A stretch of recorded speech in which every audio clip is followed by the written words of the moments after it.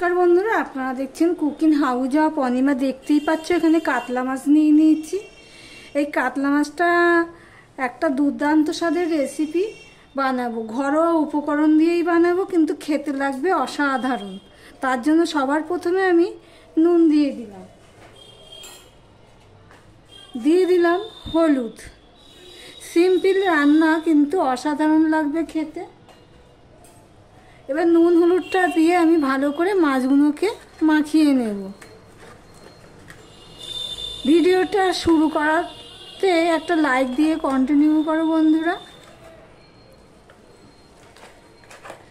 সমস্ত কাতলা মাছগুলো আমি আমার যতটুকু প্রয়োজন ততটুকু আমি মাছ নিয়ে নিয়েছি। এবার মাছগুলো ভালো করে আমি নুন হলুদটা মাখিয়ে নিচ্ছি, দেখতেই পাচ্ছি। নুন হলুদ দিয়ে মাখিয়ে আমি রেখে দিলাম। এবার এর জন্য যা যা লাগবে সেগুলো আমি রেডি করে ফিরে আসছি। এদিকে একটা কড়াই বসিয়ে দিয়েছি। কড়াইটা গরম হয়ে গেলে দিয়ে দিলাম সর্ষের তেল। কড়াইটাকে ভালো করে আমি গরম করে নিয়েছি, তারপরে আমি তেলটা দিলাম।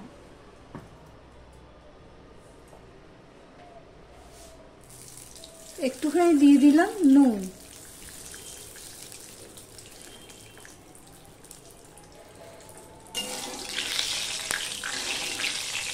কড়াইয়ের চারিদিকে লাগিয়ে দিলাম।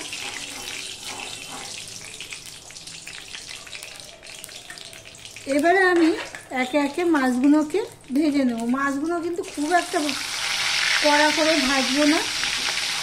মাছটা দিয়ে আমি একটুখানি নেড়ে দিলাম। গ্যাসের ফ্লেমটা কিন্তু মিডিয়ামের থেকে হাইতে রয়েছে। দেখো মাছেরটা উল্টে দিয়েছি। উল্টে দিয়ে অপর পিঠটাও আমি ভেজে নিয়েছি।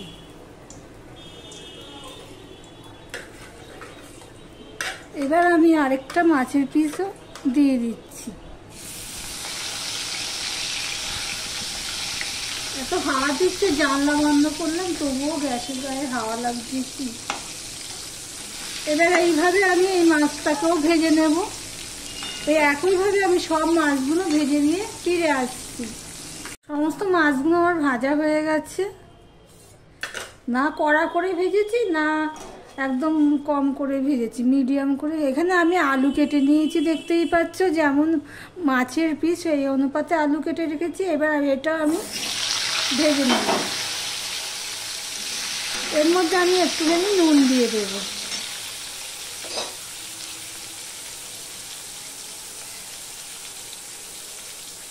হলুদটা আমি এখন দেবো না, নুন দিয়েই আমি ভেজে নেব। দেখো বন্ধুরা, আলুটা ভাজা হয়ে গেছে। মাঝে আমি একটুখানি এই থালাটা দিয়ে ঢেকে দিয়েছিলাম। আর তোমাদেরকে দেখাচ্ছি আমি মাছগুলো। দেখো এইভাবে ঠিক ভেজে নিয়েছি। এবার আলুটা তো ভাজা হয়ে গেছে। এবার আলুটাকেও আমি তুলে নেব।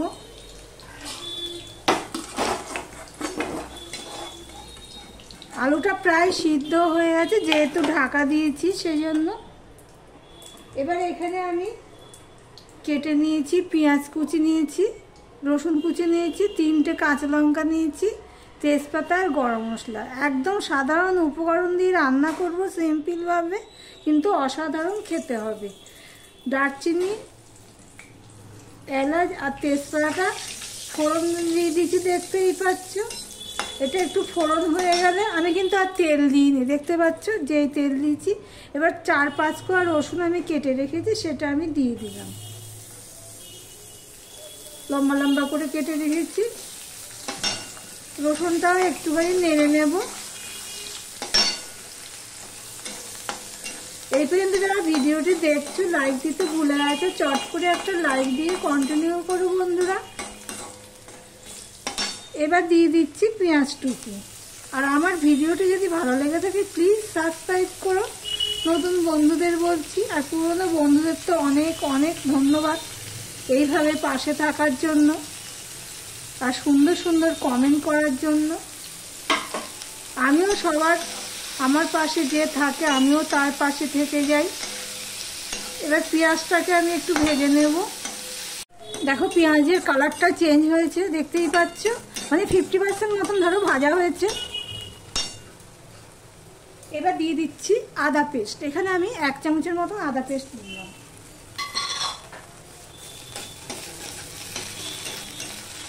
আদাটা বেশি ভাজা যাবে না তো, সেই জন্য আদার কাঁচা গন্ধটা যতক্ষণ চলে যাবে ততক্ষণ পর্যন্ত আমি এটা একটুখানি কষিয়ে নেব।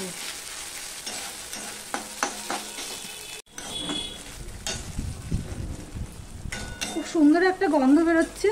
এ দেখো এখানে আমি মশলা নিয়ে নিয়েছি, হলুদ 1 চামচ, লঙ্কার গুঁড়ো 1 চামচ, ঝাল লঙ্কার গুঁড়ো, ধনের গুঁড়ো 1 চামচের একটু বেশি নিয়েছি, জিরের গুঁড়ো 1 চামচ নিয়েছি, আর নুন নিয়েছি।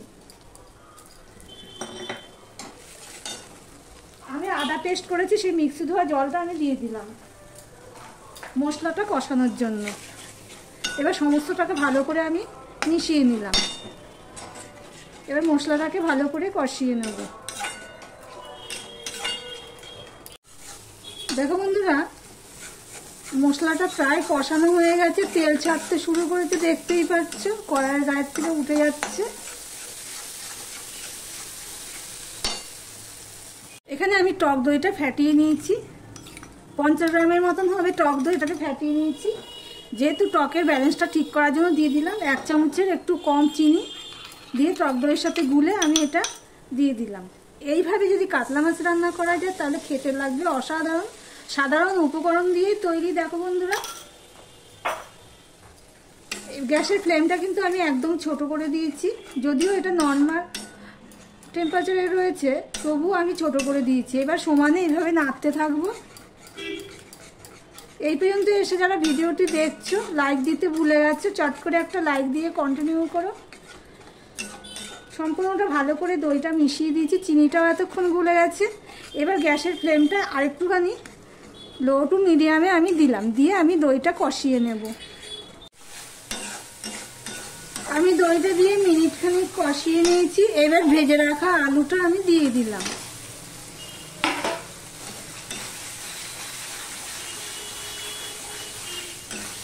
ভেজে রাখা আলুটা দিয়েও আমি একটুখানি মিনিটখানিক কষিয়ে নেব।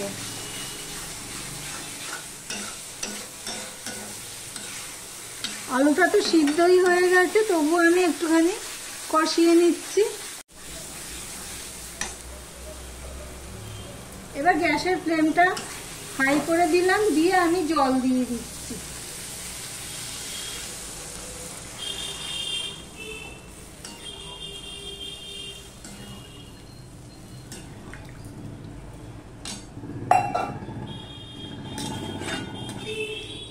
এবার ঝোলটা ফুটে ওঠা পর্যন্ত আমি অপেক্ষা করব।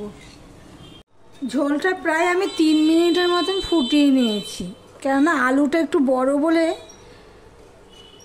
সিদ্ধ হয়ে গেছে আলুটা। তারপরে এবারে আমি ভেজে রাখা মাছগুলো দিয়ে দেব।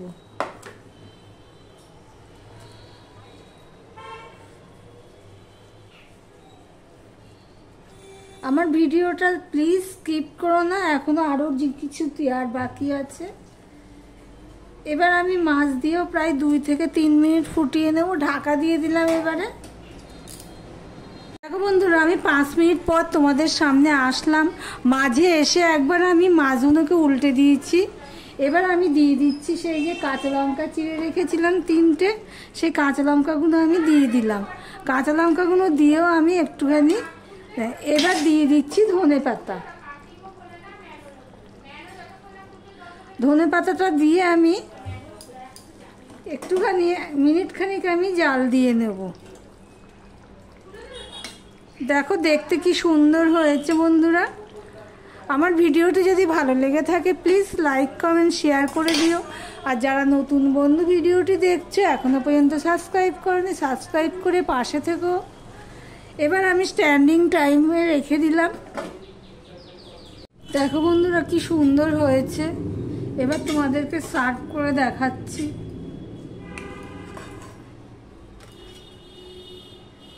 ঘরোয়া সব উপকরণ দিয়ে রান্নাটা করেছি, কিন্তু খেতে লাগবে অসাধারণ। সাধারণ উপকরণ কিন্তু খেতে লাগবে অসাধারণ। তাহলে ভিডিওটি আজকের মতন এখানেই শেষ করলাম।